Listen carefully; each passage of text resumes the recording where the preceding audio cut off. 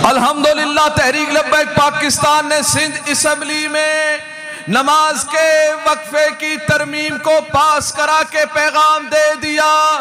लोगों, ये इब्तिदा है कि सिंध असेंबली से नमाज के वक्फे का तरमीम पास हो गया है।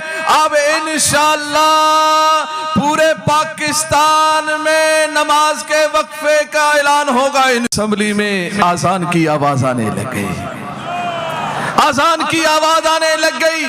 एक मिंबर, एक एमपीए जो बयान कर रहा था नमाज के लिए, वो आजान के लिए रुक गए। जैसे ही आजान खत्म हो गई फिर वो खड़े हो गए और अपना बयान जारी करने लग गए। जैसे ही वो खड़े हो गए फकीर भी खड़ा हो गया, कहने लगा वो क्या है मुफ्ती साहब। मैंने कहा आप बयान नहीं कर सकते। कहने लगा क्यों बयान नहीं कर सकते। हमने कहा इसलिए नहीं कर सकते हैं कि सिंध असेंबली में तब्दीली आ गई है। वो था साला तब्दीली वाला ही, वो था भी तब्दीली वाला। वो खुश होने लगा, बोले मुफ्ती साहब क्या तब्दीली आई है। मैंने कहा तब्दीली तुम्हारे बाप की, इमरान की नहीं है, खादिम हुसैन रिजवी की तब्दीली आ गई है।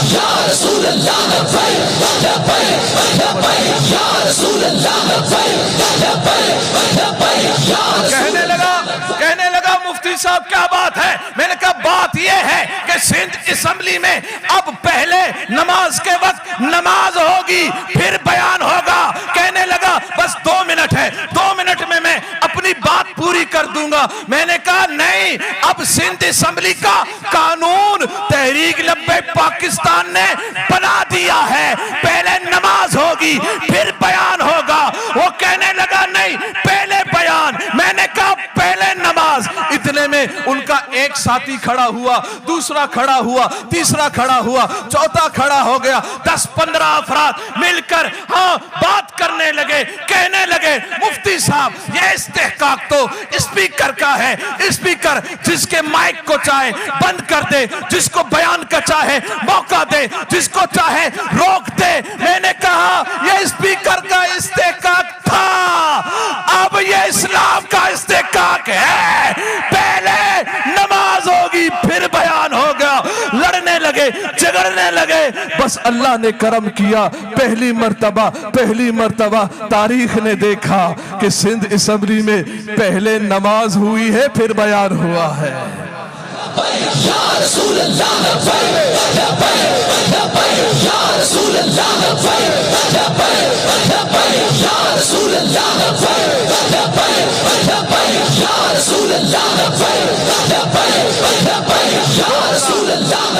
तो 2016 में एक गैर इस्लामी, गैर शरई, गैर आईनी कानून पास हुआ था।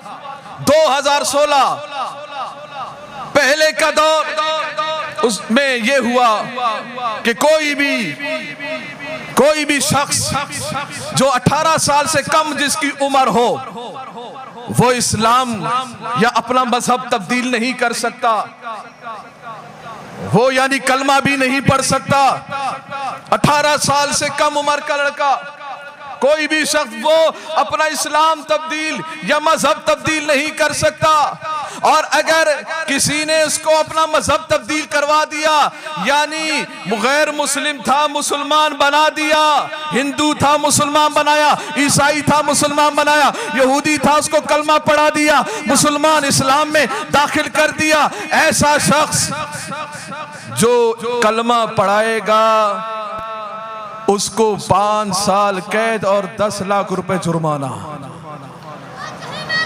ऐसे जालिमाना गैर इस्लामी, गैर शरई कानून और गैर आईनी कानून 2016 में तमाम असेंबली के मिंबरों से मुत्तफिका पास होकर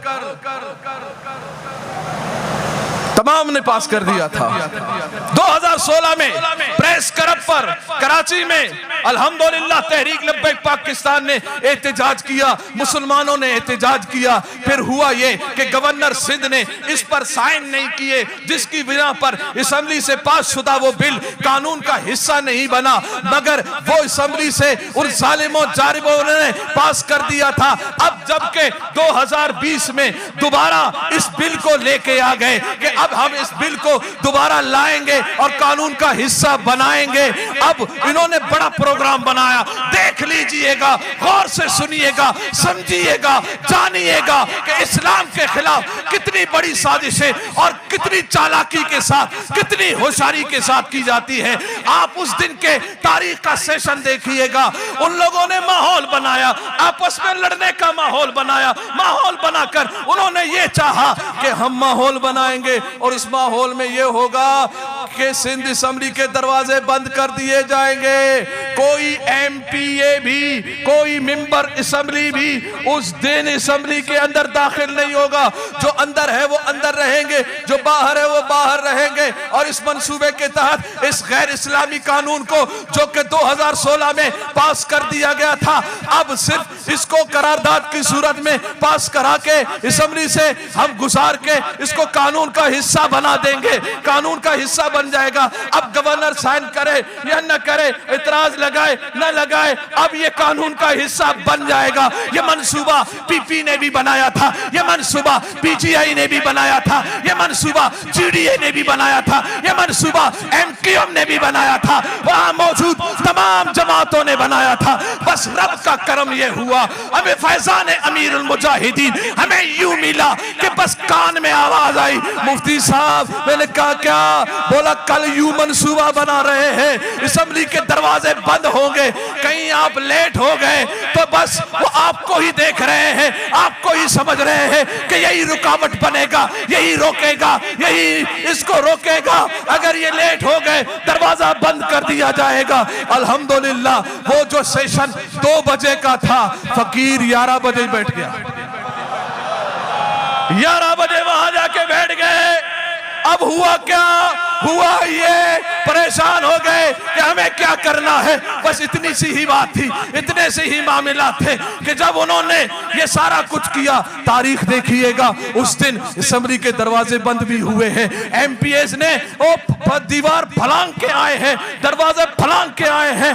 अल्हम्दुलिल्लाह हम वहां पर मौजूद थे जब जीडीए का नुमाइंदा इन तमाम की हिमायत से, वो नंद कुमार उसका नाम, उसने जब ये बिल पेश करना चाहा, इस बिल को आगे बढ़ाना चाहा कि हम इसको पास करा देते हैं, अल्हम्दुलिल्लाह फकीर भी खड़ा हो गया और इसकी मुखालिफत में खड़ा हो गया। हमने असेंबली के कवानीन पढ़कर सुनाए, हमने आईन पढ़कर सुनाया, हमने इस्लाम बताया इनको कि आईने पाकिस्तान की भी खिलाफ वर्जी है, यहाँ का असेंबली के कानून की भी खिलाफ वर्जी है और इस्लाम की भी खिलाफ वर्जी है। हमने कहा नंद कुमार तुम इस बिल को, तुम इस करारदाद को पेश नहीं कर सकते।